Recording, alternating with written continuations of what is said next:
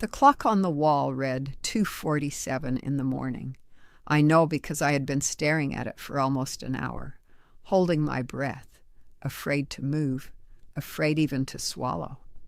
Beside me in our bed, my husband Jacob was speaking, not snoring, not mumbling, speaking. Full sentences in Pennsylvania Dutch, soft and clear, as if he were having a conversation with someone I could not see. For 40 years, I had listened to him talk in his sleep. 40 years of brushing it off as nonsense, as the rambling of a tired man who worked the fields from sunrise to sundown. But that night, something was different. That night, he said a name, a woman's name, and he said it the way a man says a name he has been carrying in his mouth for half a century. Before I tell you what happened next, what I did, what I didn't do, and what I learned the morning after, I need you to understand who I am and where I come from. My name is Anna, and this is Hannah, the Amish girl, the channel where the stories nobody in our community was allowed to speak finally get spoken. I am 63 years old. I grew up Old Order Amish in Lancaster County, and I stayed Old Order for most of my life. If you want to hear the truth about Amish marriage, the kind of truth that only comes from a woman who lived inside it for 4 decades, please subscribe and like this video. And in the comments, tell me, have you ever heard someone you love say something in their sleep that changed everything? I married Jacob in 1983. I was 20 years old. He was 22. By Amish standards in those years, I was almost late. Most of my friends had married at 18 or 19, and my mother had whispered to me at a quilting bee the spring before that the bishop's wife was beginning to ask questions. So when Jacob's family approached mine after the fall harvest, I said yes before I had even finished thinking about it. That is how it was done. You did not pace the floor for weeks. You did not write lists of pros and cons. You said yes because the community had nodded its head, and the community was always right. Jacob was a good match. Everyone said so. His father owned 200 acres of the best farmland in our district. He was quiet, serious, hard-working. He came to our home for Sunday evening visits all that autumn, and we sat on the porch swing while my younger sisters peeked through the curtains and giggled. We talked about the dairy he wanted to build, the children we hoped God would send, the kind of life we would make together. He never raised his voice. He never showed temper. He took off his hat when he entered a room. My mother said he had a soft heart for a farmer, and I believed her. Our wedding was in November of that year. 300 guests, roast chicken and mashed potatoes and choufle pie. The bishop preached for 3 hours about a wife's submission and a husband's leadership, and I sat on that hard wooden bench in my new blue dress, and I thought, this is the beginning of my whole life. And it was. For 40 years, it was. The sleep-talking started on our wedding night. I remember because I was lying awake beside him in the small upstairs bedroom of his parents' farmhouse, and I had not yet learned how to fall asleep with another person breathing next to me. Around 2 a.m, he began to mumble. I could not make out the words, but the cadence was unmistakable. He was talking to someone in his dreams. I lay there listening, fascinated, a little frightened. The next morning at breakfast, I asked him about it, and he laughed and turned red and said his mother had told him he did that since he was a boy. I thought it was sweet. I thought it was something only I would ever know about him, a little secret of our marriage. For the first few years, the sleep-talking was a curiosity. Sometimes I would catch a word, a phrase, the name of a horse, a piece of farm equipment, the kind of thing you would expect a farmer to dream about. He would speak about the corn, about the weather, about a fence that needed mending. I would lie there in the dark and smile, and sometimes I would whisper back, just to see if he would answer. He never did. He spoke into his own world, and I was only a listener at the door. Then the children came, 5 of them in 8 years.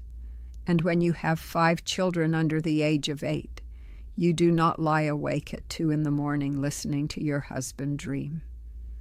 You sleep the deep, dreamless sleep of a woman whose body has been used hard all day. The sleep-talking continued, I am sure, but I stopped hearing it. For nearly 20 years I stopped hearing it. My ears were tuned to other sounds, a baby crying, a child with a fever, the back door creaking when one of the older boys snuck out to the barn before chores. Jacob talked in his sleep into an empty room, as far as I was concerned. It was only after our youngest left home that I began to hear him again. I was 58 years old. The house was quiet for the first time since I had been a bride. And in that quiet, lying beside Jacob, in the same bed we had shared for almost 4 decades, I began to notice his voice in the night again. Mostly it was still nonsense, farm talk, weather talk. Sometimes he would laugh in his sleep, a short, surprised laugh, and I would smile in the darkness and feel a strange tenderness for this man whose mind never quite rested. But every so often, maybe once a month, maybe less, he would say something that made me sit up a little, a sentence that did not fit, a tone that was not his. The first time it happened, I told myself I had imagined it. He had said, in a voice softer than any voice he used in waking life, "I should have run with you," just that. 5 words. Then he turned over and slept on. I lay awake until morning. At breakfast, I watched him eat his eggs, and I almost asked. I almost said, "Jacob, who should you have run with?" But the question would not come. In our marriage, we did not ask questions like that. We did not pry into the hidden rooms of each other's hearts. The Ordnung did not forbid it exactly, but the silence between us did. I had learned in 40 years that some doors in a marriage stay closed, because nobody ever taught us how to open them. After that, I began to listen more carefully. Not every night. I am a woman who needs her sleep. But on the nights when something woke me, a cramp in my leg, a noise from the hen house, the wind against the window, I would lie still and listen. And slowly, over the course of a year, I began to gather pieces. "I remember the orchard," he said one night. "She wore the green dress," he said another. "I almost did," he whispered once, almost weeping in his sleep. "I almost did, but my father." I did not understand what I was hearing. I only knew that the man beside me, the man who had built our house with his own hands, who had given me 5 children, who had sat across from me at 10,000 suppers, was carrying something inside him that he had never once spoken aloud in the daylight. And it was something tender. That was what hurt the most. It was not anger. It was not regret about money or land or the things men usually regret. It was something soft, and it had a green dress, and it had been with him longer than I had. I want to stop here and tell you something I learned later, after everything. In Amish communities, especially in the old order, courtships before marriage were often short and practical. You chose, or your family chose, from a small pool of young people in your district. If a boy was sweet on a girl from another community, or worse, on a girl whose family was not in good standing with the bishop, That courtship was quietly ended, sometimes by the parents, sometimes by the boy himself, who understood without being told that some loves were not permitted. The girl was sent to visit cousins in Ohio. The boy was given a piece of land and a hint about the deacon's daughter, and life moved on. Nobody talked about it. Nobody wrote it down. But every Amish community has these stories underneath the surface, the loves that were folded up and put away like a dress that did not fit. The man married the right girl. He worked the right farm. He raised the right children. And 40 years later, lying beside his wife of 4 decades, he spoke in his sleep about an orchard and a green dress. The night I am telling you about, the night I started this story with, was a Tuesday in early spring. I had not been able to fall asleep at all that evening. Something had been heavy on me all day, the kind of heaviness you cannot explain. I had lain in the dark beside Jacob for hours, listening to his breathing, listening to the old clock on the wall, watching the shadows from the windbreak trees move across the ceiling. And then around 2:30 in the morning, he began to speak. "Rebecca," he said, just the name, soft, almost a sigh. Then he said, "I waited at the fence until past dark." Then he said, "I should have told you before they made me stop." Then he said her name again, "Rebecca." I sat up. My heart was pounding so hard I thought it might wake him. I sat up in our bed and I looked at this man I had been married to for 40 years, and I realized I did not know him, not all of him, not the part of him that had stood at a fence past dark waiting for a girl named Rebecca, almost half a century before I ever walked down the aisle to take his hand. And here is where I have to tell you the hardest part. I had a choice that night. I could have woken him. I could have shaken his shoulder and said, "Jacob, who is Rebecca?" I could have demanded to know. I could have made him sit up in our bed at 3 in the morning and account for every soft word he had spoken in his sleep for 40 years. I had the right to, did I not? After everything I had given him, after 5 children, after 4 decades of cooking and sewing and rising before dawn, did I not have the right to know who had been walking through his dreams all that time? I listened and I did not listen.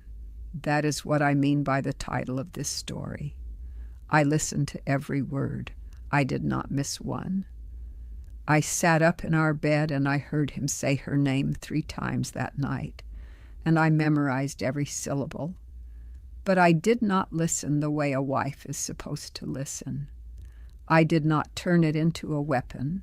I did not store it up for the morning. I did not let it grow inside me into the kind of bitterness that poisons the rest of a marriage. Because lying there in the dark, watching my husband's face soften around a name that was not mine, I understood something I had never understood before. Jacob had not chosen me over Rebecca. Jacob had been given to me. The community had given him to me, and the community had given me to him. And somewhere in another district, or maybe in another state by now, there was a woman named Rebecca who had been given to someone else. And maybe she too lay awake some nights beside a husband who talked in his sleep about a boy who waited at a fence past dark. We had not been cruel to each other, Jacob and I. We had been kind. We had built a life. We had loved each other in the careful, quiet way that old order marriages allow. But neither of us had ever been asked what we wanted at 18, at 19, at 20. We had been pointed in a direction and told to walk, and we had walked, and we had walked well. That was what was asked of us. That was what we did. I lay back down beside him. I did not say a word. I listened to him breathe until the sky began to turn gray outside our window. And in the morning, when he came down to the kitchen and kissed the top of my head, the way he had every morning for 40 years, I poured his coffee, and I asked him about the south pasture, and we ate breakfast together, and we did not speak of Rebecca, and we never have. But here is what changed. I changed, not toward him, toward myself. For 40 years I had believed that the silence between us was the natural shape of marriage, that a husband and wife did not need to know each other's hidden chambers, because the Ordnung and the harvest and the children filled all the rooms that mattered. That night I understood that the silence was not natural. The silence was a choice that had been made for us before we were old enough to make it ourselves. And the silence had cost both of us something. I started writing things down, just for myself, in a little notebook I kept in the pocket of my apron, things I had never said out loud. A boy I had liked when I was 16, before Jacob, whose name I had not let myself think about in 40 years. A book I had wanted to read once that my mother had taken away. A morning I had stood at the edge of the cornfield at 17 and felt something so large in my chest I thought it would break me. And I had pushed it down because there was no name for it in Pennsylvania Dutch. I wrote all of it down, not because I planned to do anything with it, just because I wanted to know that I had been a person the whole time, even when nobody had asked. I am 63 now. Jacob and I are still married. We will be married until one of us is buried. I love him, I do, in the careful, quiet way I was taught to love. But I love myself now, too, in a way I was never taught. And that is what one night of really listening gave me, and one night of not listening took away. If you are a woman who has lain beside a man for many years and wondered who else lives inside him, I see you. If you are a woman who has wondered who else lives inside you, I see you more. The body in the bed beside you is not the whole story. The body in your own skin is not the whole story either.